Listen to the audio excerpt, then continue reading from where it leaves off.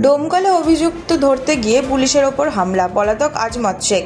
মুর্শিদাবাদের ডোমকলে অস্ত্র মামলায় অভিযুক্ত আজমত শেখকে ধরতে গিয়ে আক্রান্ত হয় পুলিশ। অভিযোগ, এক চায়ের দোকানের সামনে আজমতকে আটক করতে যায় পুলিশ। সেই সময় আচমকাই পুলিশের ওপর চড়াও হয় অভিযুক্তের সহযোগীরা।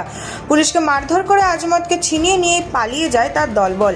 ঘটনাকে ঘিরে এলাকায় ব্যাপক উত্তেজনা ছড়ায়। পরে অভিযান চালিয়ে ঘটনাস্থল থেকে 7 জনকে গ্রেফতার করেছে পুলিশ। তবে মূল অভিযুক্ত আজমত শেখ এখনও পলাতক। ঘটনার তদন্ত শুরু করেছে পুলিশ। অভিযুক্তদের খোঁজে চলছে তল্লাশি।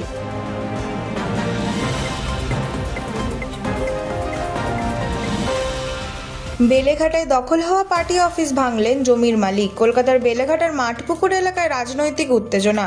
অভিযোগ, প্রায় 11 বছর ধরে একটি ব্যক্তিগত জমি দখল করে সেখানে পার্টি অফিস চালাচ্ছিল তৃণমূল। শনিবার সকালে জমির মালিক দখল ফিরে পেয়ে সেই বেআইনি পার্টি অফিস ভেঙে দেন।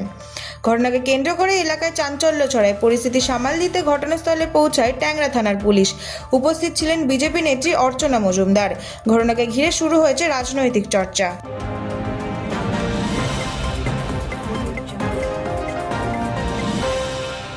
জুলাই থেকেই রাজ্যে আয়ুষ্মান ভারত ঘোষণা মুখ্যমন্ত্রী শুভেন্দু অধিকারী।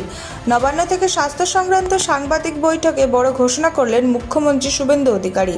তিনি জানান, আগামী জুলাই মাস থেকেই পশ্চিমবঙ্গে চালু হতে চলেছে কেন্দ্রীয় আয়ুষ্মান ভারত প্রকল্প। মুখ্যমন্ত্রীর দাবি, প্রথম দফায় রাজ্যের প্রায় 6 কোটি স্বাস্থ্যসাথী উপভোক্তাকে আয়ুষ্মান ভারতের প্রকল্পের আওতায় আনা হবে। পরে সেই সংখ্যা আরও বাড়ানো হবে বলে জানান তিনি।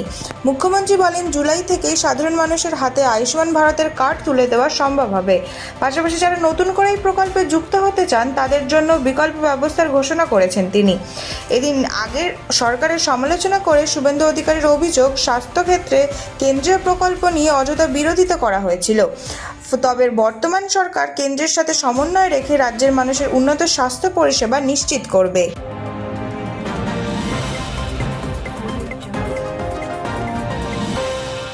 3 বিঘা করিডোরে উত্তেজনা, জমি মাপতে গিয়ে বিএসএফ বিজিবি মুখোমুখি। কোচবিহারের মেখালীগঞ্জে 3 বিঘা করিডোর সীমান্তে শুক্রবার বিকেলে উত্তেজনা ছড়ালো ভারত ও বাংলাদেশের সীমান্তরক্ষী বাহিনীর মধ্যে। দহগ্রাম অঙ্গরপোতা সীমান্তে কাঁটাতারের বেড়া দেওয়ার জন্য জমি মাপামাপি করতে গেলে বাধা দেয় বাংলাদেশের সীমান্তরক্ষী বাহিনী বিজিবি এবং স্থানীয় বাংলাদেশিরা। পরিস্থিতি সামাল দিতে ঘটনাস্থলে পৌঁছান বিএসএফ ও পুলিশ আধিকারিকরা। বিধায়ক দধিরাম রায়ের দাবি, 2 দেশের চুক্তি অনুযায়ী 0 পয়েন্টেই কাঁটাতারের বেড়া দেওয়ার কাজ চলছে। সেই মোতাবেক ভূমি সংস্কার দপ্তরের কর্মীরা জমি মাপতে গেলে আপত্তি তোলে বাংলাদেশের পক্ষ। যদিও পরে আলোচনা করে পরিস্থিতি নিয়ন্ত্রণে আসে। উল্লেখ্য, কোচবিহারের প্রায় 100 কিলোমিটার সীমান্ত এলাকায় এখনও কাঁটাতারের বেড়া নেই। অনুপ্রবেশ ও পাচার রুখতে এবার সীমান্তে জমি অধিগ্রহণ ও বেড়া দেওয়ার কাজ শুরু হয়েছে বলে খবর।